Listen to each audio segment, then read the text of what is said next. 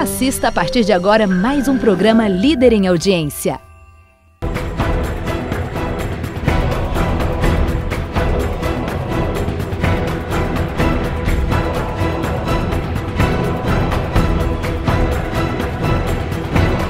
Olá, internautas. O programa Fato Político recebe hoje o coronel Marco Antônio Badaró Bianchini, oficial da Polícia Militar do Estado de Minas Gerais, hoje na reserva, mas ele que ocupou o comando dessa gloriosa instituição militar no Estado de Minas Gerais no período de 2015 e 2016.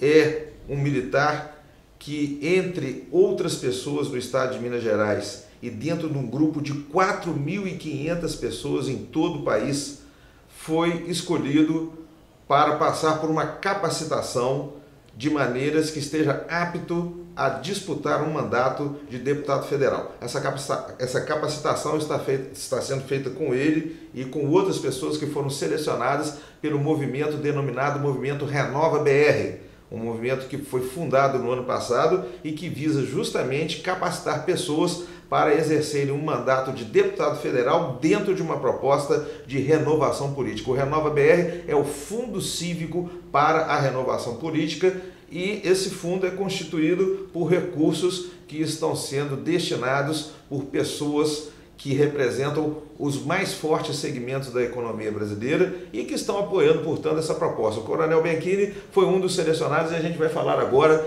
sobre o movimento Renova BR e sobre as propostas desse movimento para a política, para a economia, enfim, para melhorar a situação de vida dos brasileiros. Coronel Bianchini, prazer recebê-lo aqui novamente. É um prazer enorme, eu acho, estar aqui, né, falando para o público da Web TV UAI, para o povo de Ubai e o povo de Ubai e região. Então é uma satisfação muito grande, né? Estar sempre voltando aqui à nossa terra e poder dialogar com vocês aqui sobre os mais variados assuntos importantes para o povo brasileiro.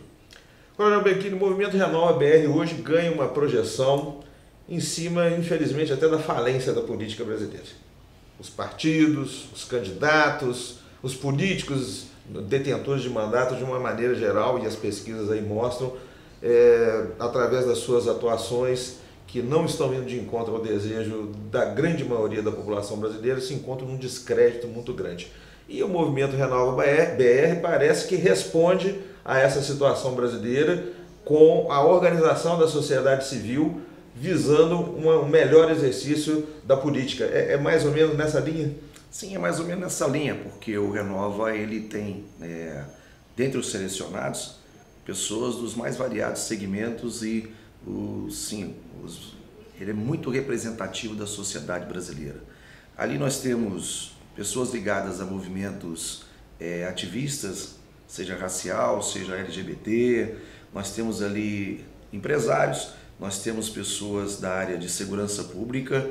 Nós, por exemplo, somos 4 militares, aliás até mais, tem um coronel do Sergipe, eu aqui de Minas Gerais, nós temos um major do Piauí, temos um capitão de Goiás, um tenente lá do Amapá e temos 2 delegados inclusive, né? Um delegado de Sergipe, um delegado de São Paulo. E pessoas também que querem a afirmação da mulher na política brasileira, ou seja, é um movimento que representa muito bem hoje a sociedade brasileira e vai ao encontro daquilo que a sociedade quer, que é a renovação na política, né? Com pessoas novas, nós temos meninos novos que acabaram de estudar em Harvard, em Oxford, assim como temos também, né, pessoas ligadas aos movimentos que querem a ascensão da sociedade brasileira, ligado a movimentos de aglomerados, movimentos de favela, como muitos falam, né? Mas então nós temos uma representatividade muito grande da sociedade brasileira, desde a camada menos aquinhoada financeiramente, até também pessoas que são mais bem capacitadas financeiramente. Nós temos ali empresários também, temos médicos, então é um movimento muito bem representativo da sociedade brasileira, né? Essa diversidade de pessoas dentro do Renova BR, e aí eu queria que você falasse um pouco sobre o processo que escolheu essas 120 pessoas que estão passando já por esse processo de capacitação a fim de se capacitarem, ou melhor, a fim de se a fim de postularem um mandato de deputado federal. Foram 4.500 pessoas de início que se apresentaram como postulantes a essa capacitação, né? Exato, e a primeira coisa que nós fizemos foi uma análise de currículo. A primeira coisa são pessoas com conhecimento, com integridade, com vontade de servir ao país e não ser servido por ele. Então nós fizemos uma análise de currículo que foi bastante criteriosa. Depois nós tivemos que gravar um vídeo e postá-lo na internet, até para verificar nossa performance, nossa capacidade de articulação, né? É muito interessante. Feito isso, nós tivemos que fazer uma videoconferência para um teste de conhecimento com pessoas. Eu, por exemplo, fiz com um de Belo Horizonte e outro de São Paulo ao mesmo tempo. Depois eu tive que fazer um teste de integridade e resiliência de mais de 2 horas. Aprovados, nós fomos então para uma banca final no Rio de Janeiro. Aí nós já éramos dos 4.500, a cada teste as pessoas iam sendo eliminadas. Nós fomos 170 para a grande final no Rio de Janeiro, com uma banca com cientista político, sociólogo, psicólogos, empresários, ativistas. E depois de quase 2 horas de sabatina foram escolhidos ali os 100 representantes do Movimento para o Brasil. E nós fomos um dos agraciados. Minas Gerais tem 6, sendo que 2 para o Parlamento Estadual e 4 para o Parlamento Federal. Não é só para a Câmara dos Deputados, também as Assembleias Legislativas, existem também postulantes também ao cargo de deputado estadual. Isso, Coronel Bianchini, dentro da idealização do movimento que propõe, portanto, essa renovação da política brasileira, as pessoas que estão à frente do Renova BR, na verdade, são pessoas que ocupam lugar de destaque na economia nacional, são empresários conhecidos aí pela sua trajetória e por ocuparem hoje cargos muito importantes na diretoria de várias empresas, várias grandes empresas do país. Mas parece que há assim, uma forma muito incisiva de se dizer que não se trata da interferência da iniciativa privada na política, se trata da preocupação dos empresários com pessoas que estejam realmente dotadas da estrutura necessária para postular uma candidatura, né? Sim, na realidade as pessoas começaram até de uma certa forma a falar que o movimento seria um movimento do empresariado e que nós estaríamos então vinculados ao empresariado. Não, na realidade não é isso. Na realidade o empresário também é uma pessoa, é um cidadão, né? Então eu conversava muito com o Eduardo Mufarrege, que é o idealizador do programa, e ele falou comigo às vezes: olha, Bianchini, eu poderia muito bem ir embora do Brasil, levar minha família para fora daqui, mas eu quero que a minha filha, que as minhas filhas, né, porque ele tem mais de uma filha, tenham orgulho desse país. Então a gente não aguenta mais, né? A gente não aguenta ver mais a imagem que se projeta do nosso país lá fora. Então resolveram então criar um movimento para mudar isso, né? Da gente resgatar esse orgulho nacional que está se perdendo. Muita gente hoje tem vergonha de ser brasileiro por essa falta de credibilidade que o país enfrenta. Então nós precisamos resgatar isso, resgatar o orgulho de ser brasileiro, né? Resgatar o orgulho da política, né? Resgatar valores que se perderam durante muito tempo, como amor à pátria, civismo, acatamento às regras, de pessoas que querem de fato servir a sociedade e não servir-se dela, que é o que a gente está vendo hoje. A maior parte dos políticos brasileiros hoje, nós podemos dizer isso claramente, a maior parte dos políticos brasileiros hoje querem se servir da sociedade e não servir à sociedade. Então nós precisamos mudar isso, nós precisamos mudar essa concepção. Porque a política é necessária, é através da política que nós vamos fazer as grandes transformações para o bem desse país. Mas nós estamos vendo hoje não é política, é politicagem. Então, nesse contexto hoje que a gente está vendo no Congresso Nacional, nós temos uma parcela muito pequena que acaba se salvando. Nós não podemos radicalizar e falar que ninguém presta, né? A gente sabe que tem pessoas de valor, pessoas de respeito naquele Congresso e que ainda estão, de uma certa forma, sustentando isso. Então nós precisamos ajudá-las, né? Nós precisamos chegar lá e sermos a maior parte e reconstruir a imagem da política brasileira, reconstruir a imagem do parlamento brasileiro, porque 94% da população hoje não confia mais no parlamento. Isso é um fato apontado, inclusive, em pesquisas de opinião, essa descredibilização da política, que é uma coisa extremamente nociva à democracia, e a descredibilização dos políticos também, de uma maneira geral. Agora, em que pese essa descredibilização, o movimento Renova BR, dentro dessa composição final de pessoas que estão sendo capacitadas e estão sendo apoiadas nas suas pretensões, mas dessas 120 pessoas, cerca de metade são filiadas a partidos políticos, né? E ali é um amplo espectro partidário, tem pessoas aí filiadas do DEM até o PSOL. Essa diversidade, coronel, ela também é uma coisa muito interessante para a proposta do movimento, né? Porque, na realidade, o Renova não é um movimento partidário. O Renova é um movimento suprapartidário. Né?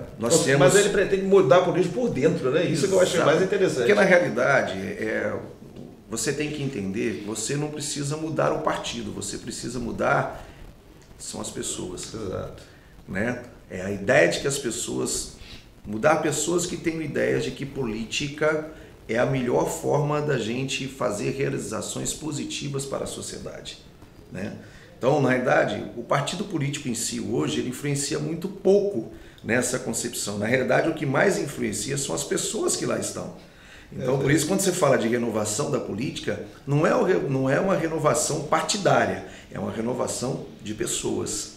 De pessoas, retirar pessoas que não queiram o bem da sociedade e colocar pessoas imbuídas de um pensamento comum de que é possível fazer muito por esse país, fazer muito pelo povo, sendo ético, sendo honesto, tendo credibilidade, tendo espírito público.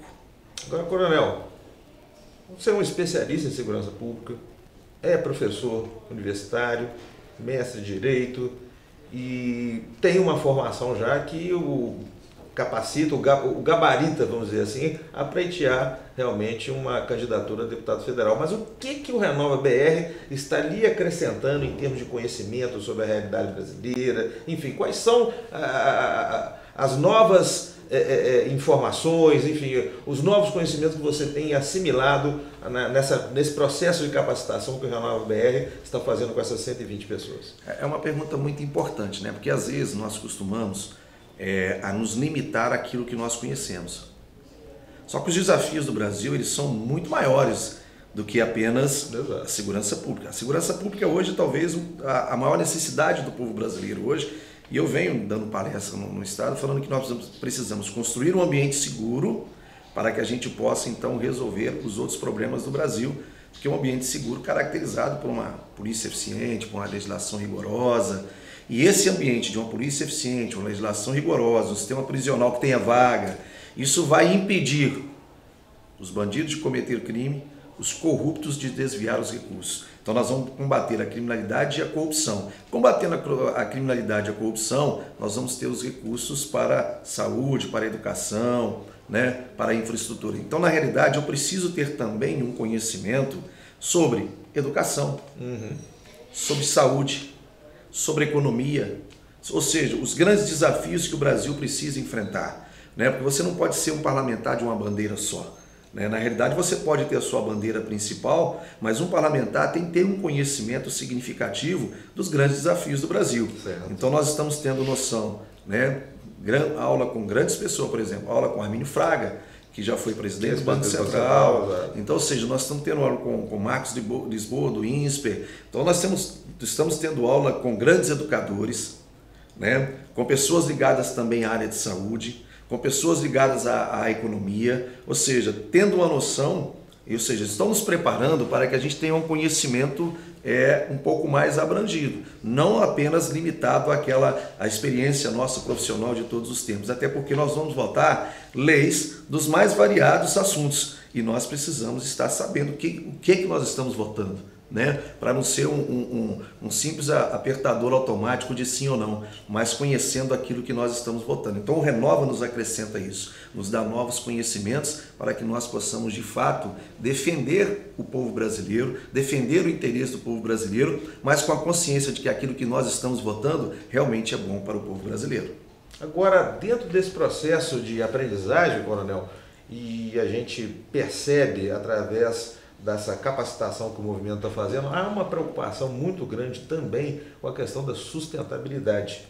E eu queria que, dentro do processo que você vem fazendo de capacitação, me dissesse agora e dissesse também aos internautas como é que a questão da sustentabilidade está integrando aí essa capacitação, como é que vocês estão sendo, vamos dizer assim, como é que essa discussão, esse debate está se dando dentro do movimento Renova BR? Bom, quando você fala de sustentabilidade, eu queria que você deixasse bem mais claro para mim, porque sustentabilidade é um conceito mais amplo. Na realidade, o desenvolvimento sustentável, né? O desenvolvimento com a proteção ambiental. Né? Então tá muito bom. Porque quando se fala em sustentabilidade, você tem um conceito macro que pode vir sobre vários assuntos. Né? Com relação ao meio ambiente, isso é fundamental. Né? Nós estamos degradando o meio ambiente brasileiro. E na realidade, você sabe que nós podemos ter, de uma certa forma, um desenvolvimento sustentável do país com a preservação do meio ambiente. Não necessariamente você precisa desenvolver e atacar o meio ambiente. E os países mais modernos do mundo hoje o fazem de uma forma muito tranquila. O que nós precisamos realmente são de leis que garantam essa sustentabilidade. Nós estamos vendo hoje, por exemplo, que o nível de desmatamento no Brasil vem crescendo. Né? Nós estamos avançando nessa ideia nossa de se tornar o maior celeiro do mundo. Nós estamos destruindo matas no Brasil, nós estamos avançando, Mato Grosso e outros estados, nós estamos avançando na produção de proteína animal, mas destruindo as áreas de pastagem. Então, na realidade, nós podemos investir muito em recuperação de solo, em áreas que estão degradadas, e fazer ali, por exemplo, desenvolver ali esse tipo de atividade sem ter que destruir matas para poder aumentar a nossa produtividade, por exemplo, no setor agropecuário.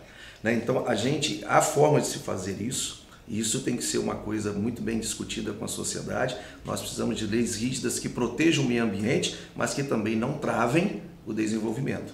Então, esse equilíbrio ele é fundamental da gente encontrar. Por isso que o parlamentar tem que estar muito bem instruído, né? Com bastante conhecimento em relação a isso. Porque o que a gente nota, por exemplo, a gente tem uma bancada ruralista hoje no Congresso, que é a bancada do agronegócio, muito forte. Mas a gente vê que a preocupação ambiental de passar ao largo daquela bancada. Eles estiveram prestes por exemplo, darem os seus votos para a reforma da Previdência em troca da liberação total da entrada de agrotóxicos no país. E a gente sabe hoje o que representa hoje o uso indiscriminado de agrotóxico na lavoura. O mal que isso representa para o próprio pessoa que está trabalhando no campo, e de como é que isso também vai degradando o meio ambiente. Quer dizer, o Renova BR já vê essa questão de uma outra forma. Mas não é só a questão daquele que trabalha com o agrotóxico, não. É o mal que aquilo vai fazer para quem vai consumir o alimento. Final, então, na realidade, olha, eu falo para você o seguinte, nós temos que garantir essa sustentabilidade. Quando você fala de sustentabilidade ambiental, a gente tem que manter essa sustentabilidade. Há uma forma, hoje já existe, né, conhecimento científico para isso. Exato. Para que a gente possa aumentar a nossa produtividade sem degradar o meio ambiente. Aumentar as nossas áreas de pastagem. Na realidade, você não precisa aumentar tanto a sua área de pastagem também, né? Você tem hoje técnicas que possibilitam você produzir mais em espaços mais reduzidos. Só que isso é um pouco mais custoso do ponto de vista financeiro. E aí o brasileiro ele quer justamente aquilo que é mais barato, sem se preocupar com o meio ambiente. Então nós temos que ter regras rígidas de proteção ambiental, porque o homem tem preciso saber o seguinte: onde é que nós vamos viver? Nós vamos viver nesse planeta, então nós temos que cuidar dele. Exato. Né? Nós temos aqui hoje 15% da reserva de água potável do mundo está no Brasil. E a próxima guerra mundial, meu amigo, ela será por água. Então nós temos, por exemplo, o Ubá está passando um problema sério em relação a essa questão de degradação ambiental. Nós acabamos com os nossos mananciais, nós acabamos com as nossas nascentes, e hoje aquele rio, quando eu nasci aqui, onde eu aprendi a nadar nesse rio, você não consegue mais nem respirar próximo a ele. Então o Ubá é um exemplo vivo de degradação ambiental. E nós precisamos investir muito na questão da recuperação do meio ambiente, porque a crise hídrica que o Ubá que o Ubá enfrenta, ela está relacionada muito bem a essa degradação ambiental. O Ubá cresceu, mas não se preocupou com o meio ambiente. E hoje nós sofremos com a crise hídrica.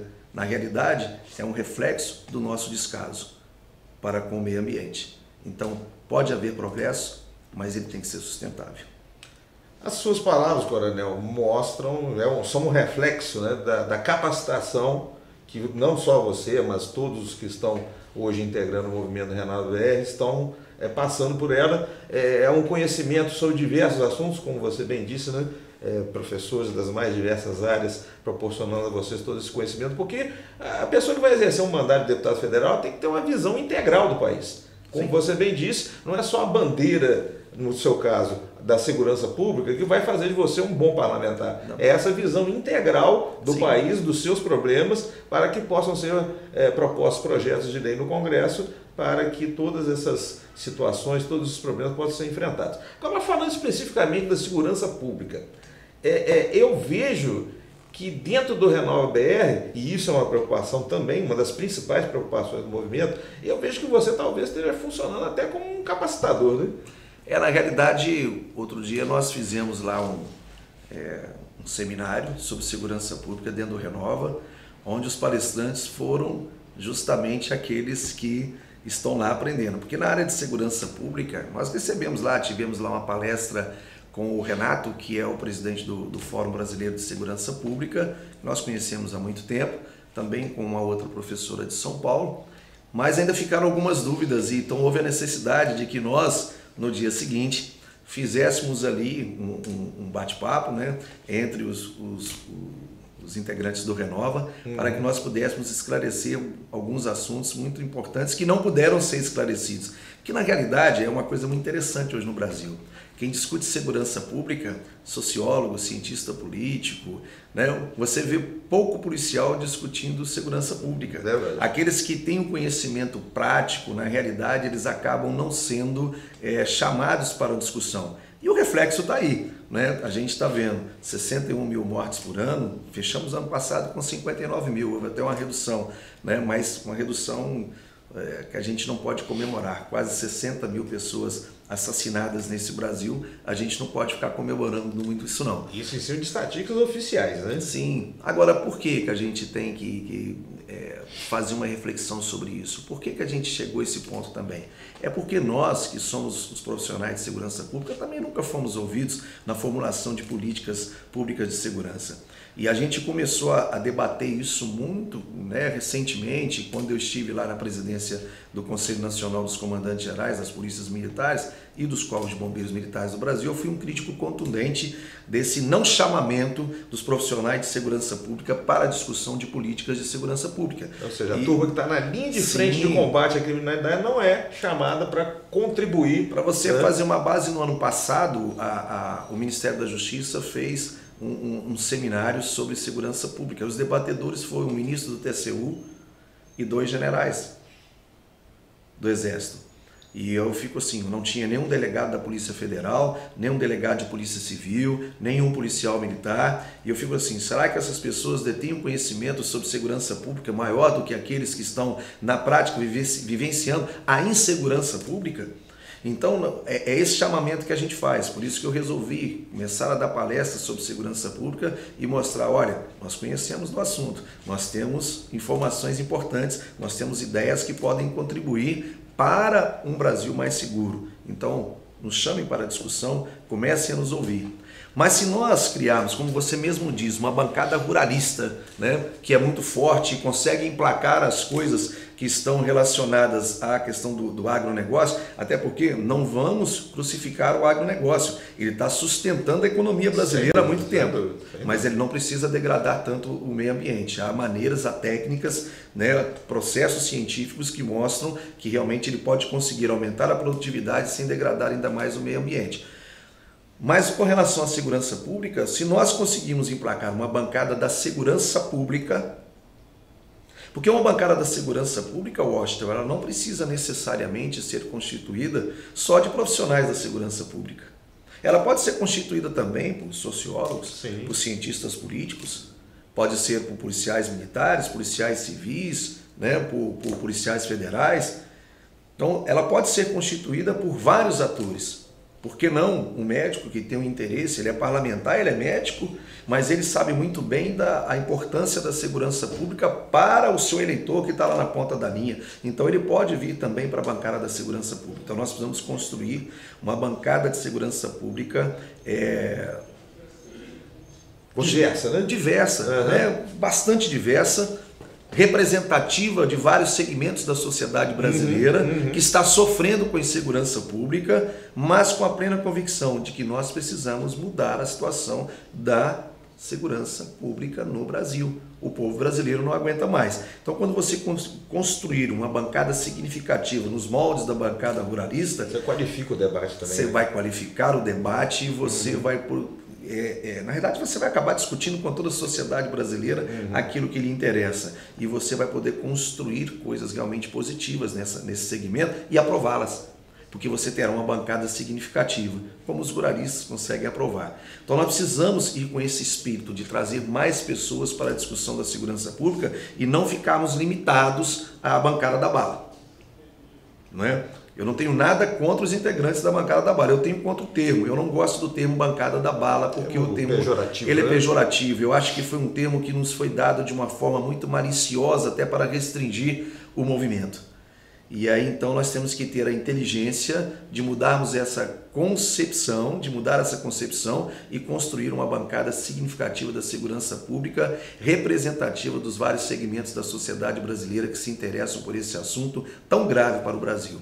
Então esse é um dos propósitos que, se a gente chegar ao parlamento, a gente vai trabalhar na construção de uma bancada da segurança pública multifacetada. Coronel Becchini, seu processo de capacitação, ele termina quando? Quando que a gente pode dizer que os integrantes do Renova BR, de uma maneira geral, já estão prontos para poderem fazer as suas filiações e, enfim, né? Alguns já até escolheram os seus caminhos, você, a gente sabe que ainda está procurando, né, o seu caminho partidário. E quando que isso termina, essa capacitação, enfim, quando é que vocês vão estar prontos aí para poder entrar de cabeça na política brasileira? Bom, para a maior parte dos integrantes do Renova, o processo de escolha partidária termina agora no dia 7 de abril. Sim. Né? Que é o meu caso, por exemplo, terei que ter uma definição até o dia 7 de abril. O processo de preparação nossa, de capacitação nossa, termina no final de junho. Então, dia 30 de junho... Quer dizer, antes disso já tem que ter feito a escolha partidária. Exatamente, né? Nós teremos terminado esse processo de capacitação. Para aqueles que forem eleitos, né, em 7 de outubro, começa uma nova etapa de capacitação, já para os eleitos. Já para o exercício do mandato. Para o exercício do mandato. Então o movimento ele se encerra agora antes do início do processo eleitoral. Né? O processo eleitoral tem início a partir do dia 16 de agosto e vai terminar no dia 7 de outubro. E ele começa já no dia 9 de outubro e vai até dezembro de capacitar agora os que forem eleitos. Então é um processo que tem uma fase pré-eleitoral e tem uma fase pós-eleitoral, de ainda transmitir mais conhecimentos para aqueles que realmente então conseguirem chegar lá ao parlamento. Né? Eu espero que todos do Renova cheguem ao parlamento, porque é muito importante que a gente tenha pessoas capacitadas, pessoas imbuídas de um propósito de bem comum, um propósito de servir a sociedade brasileira. Se nós conseguirmos emplacar todos os integrantes do Renova, eu acho que a gente vai fazer uma diferença muito grande, né? Isso vai fazer uma diferença muito grande. E o Renova não se encerra por aqui, né? O Renova, ele é um movimento que vai continuar, preparando talvez para 2020 os integrantes do parlamento, dos parlamentos municipais, e depois volta de novo para 2022 para capacitar mais integrantes para os parlamentos, os parlamentos dos estados e da União. Então acho que a gente, na realidade, esse é um processo que não tem fim. Tem um fim, sim, né? Quando a gente construir um parlamento que realmente esteja imbuído do propósito de servir ao povo brasileiro, que tenha na sua quase totalidade, né? Vamos dizer assim, porque o perfeito é utópico, né? A gente não acha, mas que tenha na sua quase totalidade pessoas que realmente tenham essa convicção de que é um servidor público. E o maior exemplo de servir é Jesus, né? Jesus sempre serviu. Então, se nós tomássemos o exemplo de Jesus, né, de que servir é um privilégio, eu acho que o Brasil estaria muito melhor do que nós estamos hoje. É isso que a gente quer para a sociedade brasileira, né? É isso que a gente quer, é o bem do povo brasileiro. Por isso que nós resolvemos, aos 52 anos de idade, depois já de ter passado 31 anos à frente da Polícia Militar, não parar, né? De ter a convicção de que há muito ainda a se fazer por esse país. E se a gente não chegar lá no parlamento, não tem problema não. Nós vamos continuar no Renova, né? Orientando essa juventude brasileira, essa nova geração que precisa chegar. Nós precisamos de uma nova geração de políticos jovens aí na faixa dos 25 anos, que a gente está vendo chegar aí, uns meninos que têm um conhecimento muito grande, mas que precisam ser, de uma certa forma, ter o seu caráter moldado. Que personalidade você tem a sua, o seu caráter moldado ao longo do tempo, nos ensinamentos que você tem. Eu costumo dizer que a polícia moldou o meu caráter, né? Eu entrei muito jovem para dentro de uma instituição militar e ali eu aprendi, né, a questão do patriotismo, do civismo, do acatamento às regras, de como isso é importante, né, da gente ter disciplina. Então a gente precisa transmitir esse conhecimento para a juventude brasileira, né, de que eles têm uma responsabilidade muito grande para o Brasil. E eu daqui a um tempo, eu quero me afastar e ficar apenas orientando essa juventude, né, colocá-las no caminho da retidão, para que elas não se afastem desse caminho que é necessário, o caminho da retidão, porque o futuro do Brasil está na mão dessa juventude aí, que nós temos a obrigação de dar exemplo para ela, de que o Brasil tem jeito, de que elas podem confiar no parlamento, que existem pessoas com capacidade, com integridade, com pleno conhecimento das suas responsabilidades. Esse é o maior exemplo que nós podemos deixar para as futuras gerações desse país. E quem sabe daqui a um tempo, né, esse Brasil seja de fato o melhor país do mundo para se viver. Esse é o nosso sonho. Bom, eu agradeço a presença do Coronel Marco Antônio Badaró Bianchini, ele que junto com mais 119 pessoas estão passando por um processo de capacitação para a postulação dos cargos de deputado federal e deputado estadual nas diversas assembleias legislativas desse país, também no Parlamento Federal, como eu disse.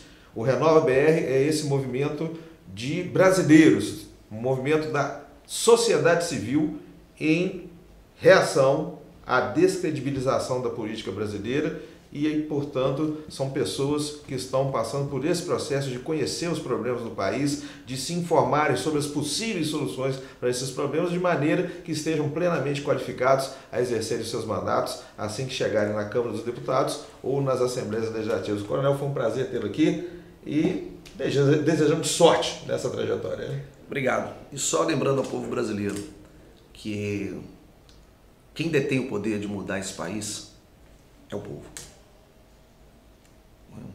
A arma, a verdadeira arma para se mudar esse Brasil, de fazer a transformação, está na mão do povo. Vote com consciência, né? Escolha todos, veja todos os atores que estão por aí e vote com consciência. Vote em pessoas que você realmente tenha a plena convicção de que ela vai fazer bem para o país. Você é o verdadeiro responsável pela mudança do nosso país. É isso. A gente agradece a audiência dos internautas. O programa Fala Política retorna